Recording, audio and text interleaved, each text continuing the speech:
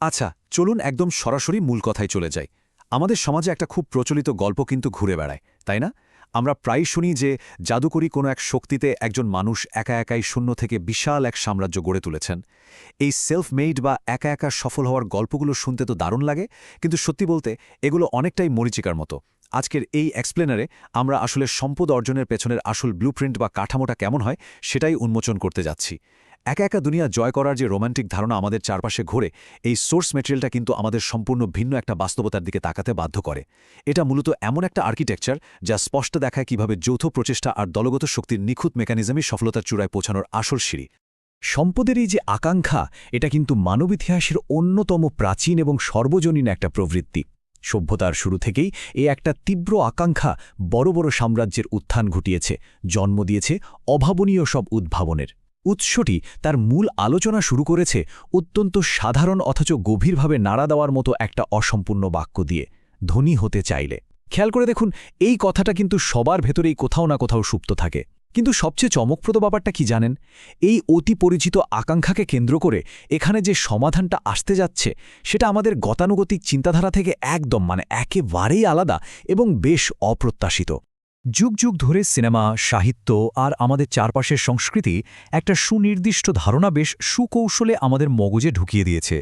ছোটবেলা থেকে শেখানো হয় কঠোর পরিশ্রম করতে হবে, নিজের সামর্থ্যের উপর অগাধ বিশ্বাস রাখতে হবে, আর একদম একাগ্র চিত্তে নিজের স্বপ্নকে তাড়া করতে হবে। আমাদের পপ কালচার বা মোটিভেশনাল গল্পগুলো তো এই ব্যক্তিকেন্দ্রিক সংগ্রামটাকেই রীতিমতো মহিমান্বিত করে এসেছে। মনে করা হয় স্রেফ একজন মানুষের প্রবল ইচ্ছাশক্তি আর একাকী হাড় ভাঙা খাটুনি সফলতার চূড়ায় পৌঁছানোর জন্য যথেষ্ট। এটা এমন একটা ফর্মুলা বা আদর্শ যা নিয়ে কেউ সাধারণত কোনো প্রশ্ন তোলার টেরই পায় না। কিন্তু এখন সময় এসেছে সেই পুরনো আর রোম্যান্টিক ধারণাগুলোকে পুরোপুরি জানালা দিয়ে ছুঁড়ে ফেলে দেওয়ার। উৎস উপাদানটি এখানে অত্যন্ত আকস্মিক এবং বেশ জোরালোভাবেই এই একলা চলযাত্রার ধারণাকে সম্পূর্ণ প্রত্যাখ্যান করেছে। কারণ একা একা সবকিছু জয় করার এই যে আপ্রাণ চেষ্টা, এটা আদতে কোনো কাজের কথাই নয়। বাস্তবে একজন ব্যক্তি যখন সম্পূর্ণ একা একটা বিশাল লক্ষ্য অর্জনের জন্য লড়াই করেন, তখন তার সম্পদ বা সাফল্যের বদলে বেশিরভাগ ক্ষেত্রেই চরম ক্লান্তি আর হতাশা ডেকে আনে। একা লড়াই করাটা আসলে কোনো বীরত্ব নয়, বরং এটা শক্তির এক বিশাল অপচয়। সফলতার ওই পুরনো সমীকরণটা বর্তমান বাস্তবতায় ঠিক কতটা অকার্যকর, সেটাই কিন্তু এখানকার মূল বিষয়। তাহলে উপায় কি? একাকী উচ্চাকাঙ্ক্ষার বদলে আমাদের প্রয়োজন একটা শক্তিশালী এবং কেন্দ্রীয় নেতৃত্বের, একজন যোগ্য কমান্ডার। তবে বলে রাখা ভালো, ইনি নিছক কোনো সাধারণ বস বা কর্মকর্তা নন। বিষয়টাকে একটা অর্কেস্ট্রার কন্ডাক্টরের সাথে তুলনা করা যেতে পারে। একটা অর্কেস্ট্রায় অনেক প্রতিভাবান মিউজিশিয়ান থাকেন ঠিকই, কিন্তু কন্ডাক্টর ছাড়া তাদের বাজনা নিছকই এলোমেলো কোলাহল, তাই না? ঠিক তেমনি একজন যোগ্য কমান্ডার হলেন সেই অপরিহার্য নেতা যিনি সবার ছন্নছাড়া উচ্চাকাঙ্ক্ষাগুলোকে ধরে একটা সুনির্দিষ্ট বিন্দুতে নিয়ে আসেন। তিনি একটা সফল দলগত প্রচেষ্টাকে ঐক্যবদ্ধ করেন এবং লেজার রশ্মির মতো একটা তীক্ষ্ণ ফোকাস তৈরি করে পুরো দলকে সমৃদ্ধির দিকে পরিচালিত করেন। আর এই কেন্দ্রীয় নেতৃত্বকে ঘিরে থাকে একটা অতি গুরুত্বপূর্ণ ইনার সার্কেল বা অভ্যন্তরীণ চক্র। এই চক্রের সদস্যদের মধ্যে ৩টি অকাট্য বৈশিষ্ট্য থাকা একদম বাধ্যতামূলক। প্রথমত আনুগত্য, দ্বিতীয়ত সম্মানজনক হওয়া বা অনারেবল হওয়া, এবং তৃতীয়ত সবার একই ভিশন বা অভিন্ন দৃষ্টিভঙ্গি থাকা। একটু গভীরভাবে চিন্তা করলেই বোঝা যাবে এই ৩টির যে কোনো একটি বাদ পড়লে পুরো কাঠামোটা তাসের ঘরের মতো ভেঙে পড়ে। কেউ আনুগত কিন্তু তার ভিশন নেই, তার মানে হলো কেবল অন্ধ অনুসরণ, যা শুধু শক্তিরই অপচয়। আবার কারোর ভিশন আছে কিন্তু সম্মানবোধ বা সততা নেই, সেখানে যে কোনো মুহূর্তে পিঠে ছুরি খাওয়ার ঝুঁকি থাকে। এই ৩টি গুণের নিখুঁত সংমিশ্রণই আসলে শীর্ষে পৌঁছানোর জন্য একটা অভেদ্য ভিত্তি তৈরি করে দেয়। সাফল্যের এই যাত্রাপথটা কিন্তু এলোমেলো কোনো বিষয় নয়, বরং এটা একটা সুনির্দিষ্ট লজিক্যাল ফ্লো বা গল্পের মতো এগোতে থাকে। প্রথম ধাপটা হলো ক্যাটালিস্ট বা অনুঘটকের মতো, অর্থাৎ একজন সঠিক কমান্ডার খুঁজে বের করা, যিনি নিখুঁত দিক নির্দেশনা দেবেন। দ্বিতীয় ধাপটা হলো ইঞ্জিন তৈরি করা, অর্থাৎ একটা অত্যন্ত অনুগত এবং মজবুত মূল দল গঠন করা।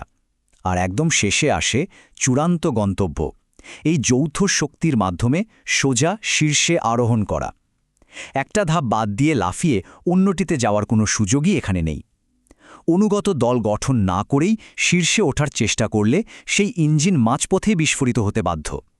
এটা আসলে দলবদ্ধ হওয়ার একটা নিখুঁত আর যৌক্তিক প্রবাহ। বাস্তবতার এই রূপটা কিন্তু বেশ নির্মম, আর এর কেবল দুটো দিকই রয়েছে। এখানে মাঝামাঝি কোনো পথ নেই বললেই চলে। একটা দলের সাথে থাকলে শীর্ষে পৌঁছানো সম্ভব, কিন্তু একা থাকলে ফলাফল কি দাঁড়ায়? ফলাফল হলো সম্পূর্ণভাবে ধ্বংস হয়ে যাওয়া বা সোজা কথায় ক্রাশ করা। আমরা যদি শিল্প বা ব্যবসা জগতের দিকে তাকাই, দেখতে পাব অসংখ্য একা শুরু করা উদ্যোগ বা স্টার্টআপ প্রবল চাপের মুখে তাসের ঘরের মতোই ভেঙে পড়ে। কারণ একজন মানুষের পক্ষে সব দিকের চাপ একা সামলানো একেবারে অসম্ভব। বিচ্ছিন্নতা মানে যে নিশ্চিত পতন, আর ঐক্যবদ্ধ ফ্যালাংস বা দলই যে ওপরের দিকে ওঠার একমাত্র উপায়, তাই সোর্সে একদম দ্ব্যর্থহীনভাবে তুলে ধরা হয়েছে। এতক্ষণ ধরে যে স্থাপত্য বা কাঠামোর কথা বলা হলো, সেটিকে এবার একটু বাস্তবতার আয়নায় ফেলে দেখার সময় এসেছে। আমাদের চারপাশের পেশাদার মিত্রদের নিয়ে একটু গভীরভাবে আত্মবিশ্লেষণ করা প্রয়োজন। সেই একেবারে ভেতরের মূল চক্র বা ইনার সার্কেলে আসলে কারা আছেন? সবার দৃষ্টিভঙ্গি বা ভিশন কি সত্যি এক বিন্দুতে মিলিত হচ্ছে? উচ্চাকাঙ্ক্ষী যে কোনো ব্যক্তির জন্য এটা ভাবার মতো একটা অত্যন্ত গুরুত্বপূর্ণ বিষয়। চারপাশের মানুষগুলো কি সামনের দিকে টেনে নিয়ে যাচ্ছে, নাকি অজান্তেই পেছনের দিকে টেনে ধরছে? এই হিসাবটা মেলানো এখন ভীষণ জরুরি। এই বিশ্লেষণের একদম শেষে এসে সবচেয়ে চূড়ান্ত যে নীতিটি সামনে আসে, তা হল সম্মানজনক হওয়া। এটিকে নিছক কোনো নৈতিক বুলি হিসেবে ভাবলে কিন্তু মস্ত বড় ভুল হবে। এটা আসলে ব্যবসার জগতের সবচেয়ে নির্মম এবং কার্যকরী একটা কৌশল। পারস্পরিক সম্মান আর সততা ছাড়া বড় কোনো অর্জন কখনোই দীর্ঘস্থায়ী হয় না। এটাই সাফল্যের মৌলিক কারেন্সি। এখন একটা প্রশ্ন কিন্তু থেকেই যায়, সম্মান বা সততা কি কেবলই একটা মহৎ গুণ, নাকি এই নির্মম প্রতিযোগিতার যুগে শীর্ষে পৌঁছানোর জন্য এটাই একটা দলের সবচেয়ে দুর্ভেদ্য বর্ম? উত্তরটা হয়তো সাফল্যের ইতিহাসেই বারবার প্রমাণ করেছে।